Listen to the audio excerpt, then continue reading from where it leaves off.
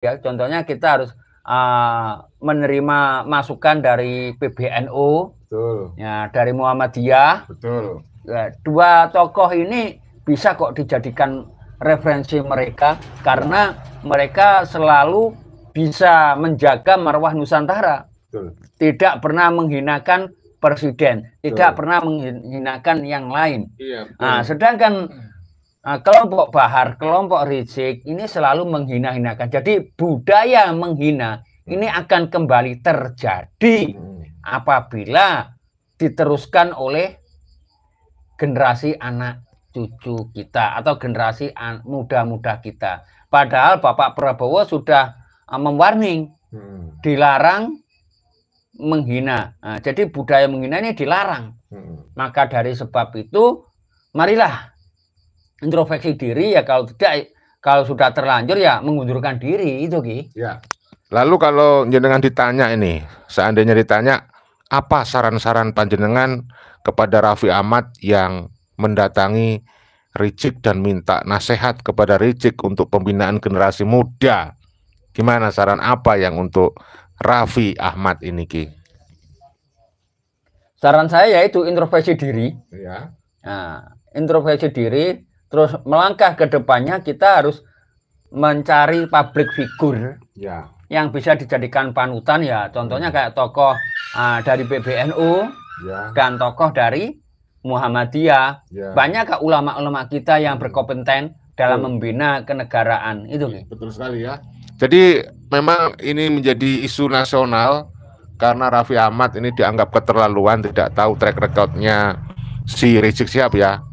Paling tidak ada 3 fakta, saudaraku, yang beredar di berbagai platform media sosial. 3 fakta pertemuan Raffi Ahmad dengan Rizik ya.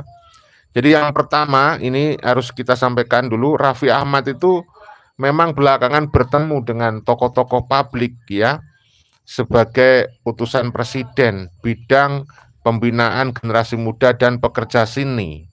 Yang terbaru adalah ketemu Rizik ini yang diberitakan baru hari Sabtu kemarin ketemu Rizik ya, Habib Rizik itu, dan itu di-upload di akun Instagramnya keluarganya Raffi, yaitu di akunnya Raffi sendiri, saudaraku ya. Jadi yang akhirnya viral. Apa yang dibahas Raffi dalam pertemuannya dengan Rizik Syihab, mantan imam besar Front Pembela Islam, yang menurut Gus Dur ya, FPI itu adalah organisasi apa Ki? Bajingan. Larang atau bajingan. Sehingga Gus Fuad menyebut itu sebenarnya bukan imam besarnya umat Islam, tapi imam besarnya bajingan, saudaraku. Keras banget. Jadi fakta yang ada, yang pertama, Raffi Ahmad bertemu dengan Rizik Syihab itu membahas tentang generasi muda Islami. Di dalam keterangannya, si Raffi itu mengungkapkan tujuan dibalik pertemuannya dengan Rizik adalah selain silaturahim, tentu membahas soal pembinaan generasi muda Islami. Ya saudaraku, katanya si Raffi, alhamdulillah kesempatan bersilaturahim bersama Habib Rizik Syihab. Beliau berbagi banyak wawasan tentang pembinaan generasi muda Islam. Nah, ini yang kemudian menimbulkan pertanyaan dari berbagai pihak. Ya, lalu generasi muda Islam kita mau dibawa kemana? Mau dibawa radikal, toleran, ya, atau bagaimana? Oleh karena itu, kalau melihat jejak digital dan track record Rizik, ini membahayakan. Tadi bahkan saya sebutkan, Bang Nurman mengatakan Rizik itu sangat berbahaya. Ya, yang kedua, fakta yang kedua, saudaraku, si Raffi itu ingin memperbanyak wadah diskusi dan kegiatan di rumah ibadah, katanya. Lah, kalau rumah ibadah itu nanti di bawah kooptasi dan hegemoni oknum-oknum Habib Ba'alawi seperti Rizik Syihab, waduh, bisa diajak demo berjilid-jilid itu. Kan hobi mereka demo berjilid-jilid ya. Jadi Raffi dan Habib Rizik itu berharap dalam pertemuan mereka itu agar semakin banyak wadah diskusi hingga kegiatan di majelis taklim, ya, di rumah-rumah ibadah, katanya. Jadi Raffi menyampaikan, kami berdiskusi agar lebih banyak majelis taklim dan kegiatan di rumah ibadah sebagai wadah diskusi katanya ya. Itu konstruktif bagi generasi muda. Loh, konstruktif dari sisi mana dulu, Vi? Ya kalau nanti diajak oleh Rizik untuk radikal ya nggak konstruktif. Fakta yang ketiga, Raffi Ahmad berharap melahirkan generasi berkontribusi bagi umat dan bangsa. Loh, ini juga. Ini banyak mempertanyakan. Maksudnya bagaimana tuh, Vi? Ya, kalau Rizik apakah dia tidak membahayakan NKRI dan Pancasila? Di akhir keterangannya, Raffi berharap agar melalui forum-forum yang ia rencanakan. Waduh, sudah ada rencana loh dengan Rizik Syihab. Ya, di akhir keterangannya Raffi berharap agar melalui forum-forum yang ia rencanakan bersama Habib Rizik bisa melahirkan generasi yang nantinya bisa kontribusi bagi seluruh umat maupun bangsa katanya ya. Saya yakin katanya Raffi Ahmad, melalui forum-forum seperti ini akan lahir generasi yang berkontribusi luar biasa bagi umat dan bangsa. Barakallah.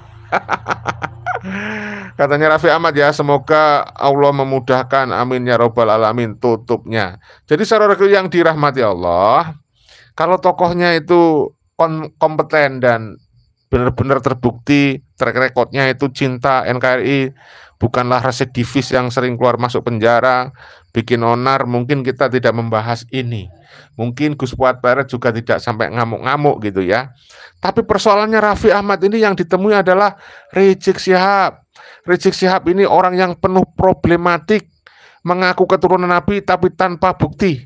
Ya, mungkin Raffi ini adalah salah satu orang yang kita duga sudah terdoktrin oleh oknum Ba'alawi. Mungkin dia takut masuk neraka kali kalau tidak datang ke Petamburan untuk menemui Rizik Syihab ya. Apa kira-kira begitu Ki ya? Menurutmu gimana Ki? Ya, mungkin seperti itu karena yang dicarikan syafaat Habib ya, supaya masuk surga. Jadi kalau tidak mendatangi Rizik tidak akan masuk surga. Mungkin seperti itu Ki. Ya.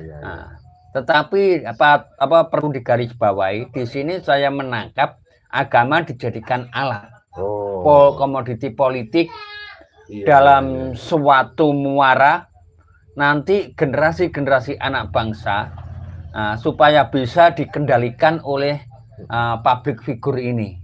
Itu Ki. Ya. Jadi Raffi Ahmad ini menurut saya juga memang sangat perlu diingatkan ya. Kalau perlu dia disuruh mengundurkan diri aja daripada nunggu dipecat Bapak Presiden Prabowo. Bagaimana Ki kalau dia disuruh mengundurkan diri seperti Gus Miftah Ki? Nah, kalau saya rasa disuruh mengundurkan diri tidak akan mau. Kenapa Ki? Nah, karena jabatan ini butuh sebagai alat untuk popularitas. Betul.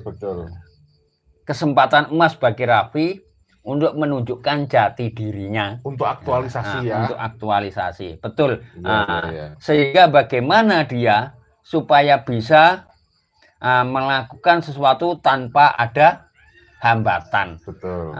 Ya mohon maaf, ini hanya penilaian kita saja ya, supaya ya mungkin penilaian kita itu salah. Ya. Tetapi kita kan boleh menilai, gitu. Betul. Karena rakyat jelata itu boleh menilai apa yang dilakukan pemerintahan, ya, tetapi tidak boleh menghina. Ya, kita nggak menghina, mengkritik ya. Tidak boleh menghina. Kalau mengkritik boleh, tidak boleh menghina. Boleh menghina siapa saja pemimpin kita, baik dari dataran jabatan RT RW ke atas, kita boleh kok menilai.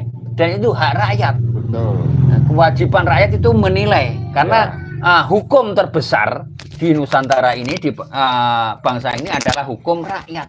Ya. Dari rakyat, oleh rakyat, untuk rakyat. Nah, disinilah semboyan kita. Makanya kita berhak kok menilai mereka cocok atau tidak. Kita berhak sebagai negara demokrasi. Nah, betul ya. Jadi kita tidak menjelekkan pribadinya si Raffi.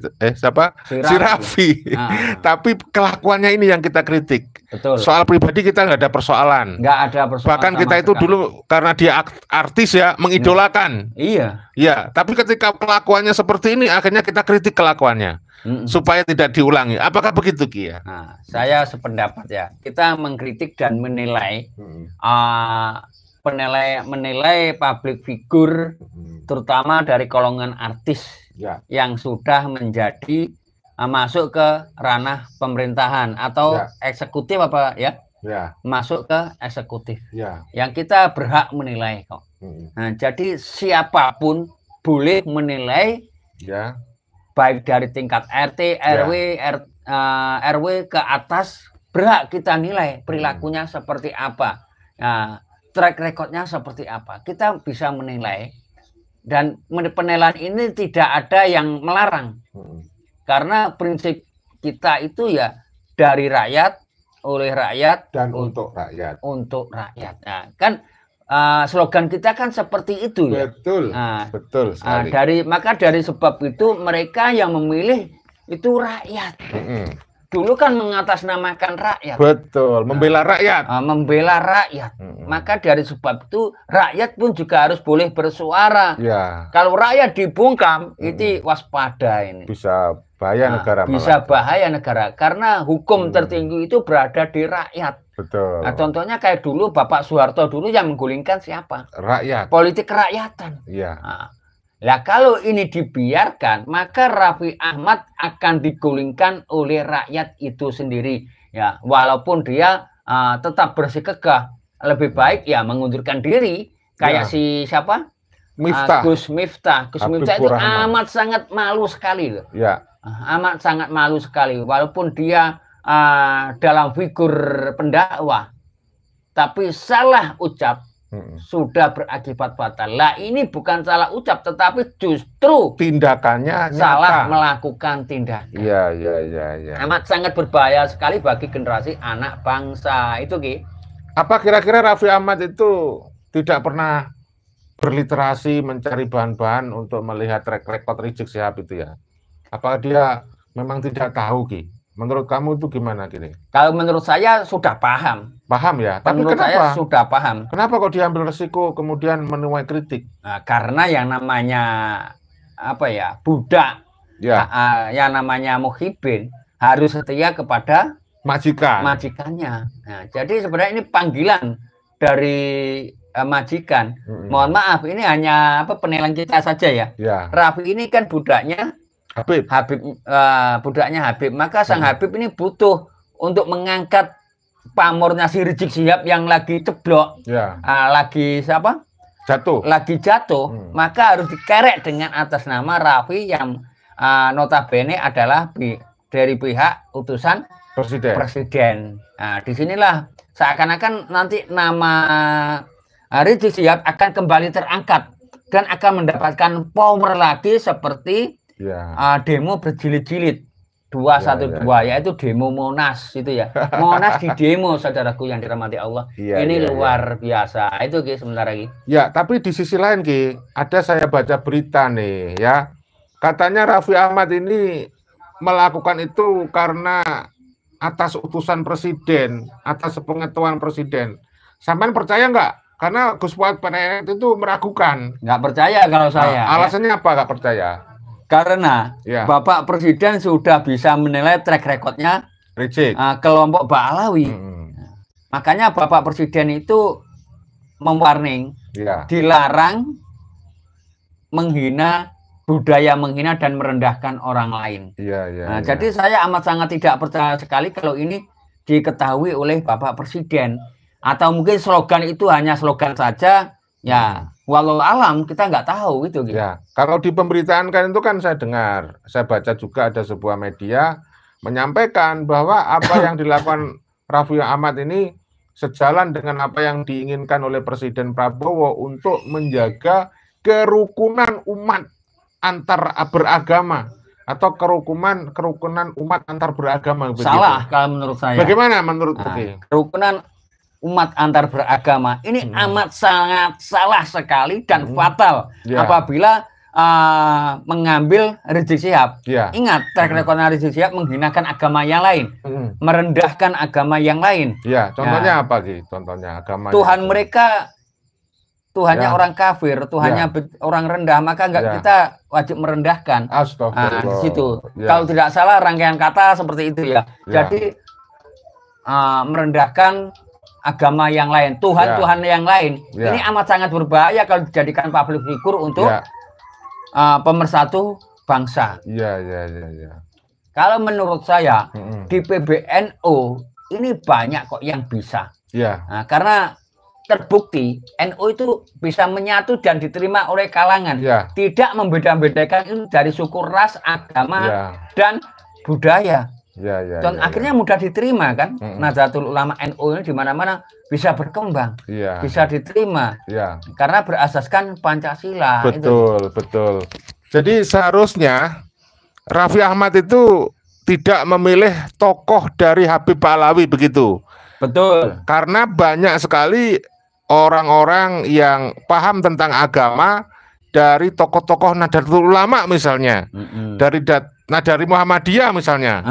Kenapa harus datang dari dedengkotnya Front Pembela Islam? Ya karena budaknya atau apa itu ingon-ingonane Habib. Peliharaannya Habib gitu kan? Habib. Oh, jadi Ki Sabtu Jagat itu menduga bahwa Raffi Ahmad itu sebenarnya adalah peliharaannya Habib ya, Ki ya? Iya, peliharaannya Habib. Insya Allah seperti itu. Ini hanya dugaan saja ya. Dugaan jenengan itu apa ini dasarnya, Ki? Dasarnya sudah jelas. Wawasan Nusantara tentang keagamaan. Ini yang dilakukan oleh Rizik Syihab ini kan berbeda. Di mana Rizik Syihab ingin menjadikan negara Islam. Indonesia ini jadikan negara khilafah. Ini sudah amat sangat mencederai Pancasila. Makanya saya tidak sependapat itu, Ki. Jadi memang si Rizik ini jelas-jelas mungkin diduga oleh Ki Sabtu Gendeng memelihara si Raffi Ahmad. Artinya saudaraku, Raffi Ahmad ini jongosnya Rizik Syihab. Wallahu a'lam bishawab. Tetapi dugaan itu ya kita bisa terima karena namanya menduga. Kan bisa salah juga saudara ya. Bagaimana kalau menurut pendapat Anda? Silakan ditulis di kolom komentar. Jadi saudaraku yang dirahmati Allah, terus terang kita sebenarnya berat hati ya menginformasikan berita ini. Tetapi bagaimanapun ini demi mengedukasi masyarakat. Betul, Ki? Iya, betul. Demi mengedukasi generasi muda. Jangan sampai generasi muda kita itu ngikutin ya tingkah laku oknum pejabat yang nyata-nyata berbahaya bagi NKRI. Karena ketemu dengan tokoh yang sangat problematik, kontroversial, dan menjadi tokoh yang banyak ditolak di mana-mana. Kira-kira Raffi Ahmad apa nggak tahu kalau jejak digitalnya itu hampir di seluruh daerah Indonesia pernah ada jejak digital menolak Rizik Syihab itu. Apa Raffi Ahmad kira-kira nggak ngerti gitu loh ya? Jadi mohon yang kenal dengan Raffi Ahmad mungkin tahu nomor kontaknya, nggak apa-apa disampaikan video ini kepada Raffi Ahmad. Mudah-mudahan apa yang kita sampaikan menjadi salah satu bahan pertimbangan Raffi Ahmad untuk melangkah ke depan supaya lebih baik dan tidak menjadi tokoh yang kontroversial juga gara-gara ngikutin, menghamba dan menjadi contoh ya, mencontoh tokoh yang problematik seperti Rizik Syihab. Saya bisa menyimak apa yang disampaikan oleh Raffi di beberapa platform media sosial. Kayaknya dia bangga sekali, Ki. Katanya dia itu mendapatkan wawasan dari Rizik Syihab. Menurut jenengan kenapa sih Raffi ini kok bangga dinasehatin? Saya menduga, atau jangan disalahin ya, namanya dugaan bisa salah. Saya menduga mungkin nasihatnya Rizik ya, nanti Indonesia akan dijadikan bersyariat gitu, Ki. Menurut pendapatmu gimana, Ki? Silakan. Ya, mungkin Indonesia nanti akan masuk surga semua. Iya. Karena jamin sama Rizik Syihab. Jamin masuk surga karena sudah mengkiblat kepada Habib Pahlawi. Kepada Habib ini. Jadi kiblatnya akan ke Habib dan Habib akan dijadikan raja di bumi Nusantara. Luar biasa. Luar biasa. Ini hanya dugaan saja. Iya, ya. Betul. Maka dugaan ini bisa salah dan bisa benar. Iya. Maka kita wajib waspada. Itu gitu. Ya, jadi ada pepatah yang menjadi kearifan lokal bangsa kita ya. Sak bejo-bejane wong kang lali, luwih bejo wong ya sing eling lan waspada. Sak beja-bejane wong kang lali luwih bejo wong kang eling lan waspada. Ki, bagaimana maksudnya Ki? Jenengan sebagai tokoh orang Jawa, jelaskan maksudnya Ki. Sak bejo-bejone wong kang lali luwih bejo wong kang eling lan waspada. Selalu waspada katamu tadi. Pada intinya begini ya. Kita harus benar-benar nggak boleh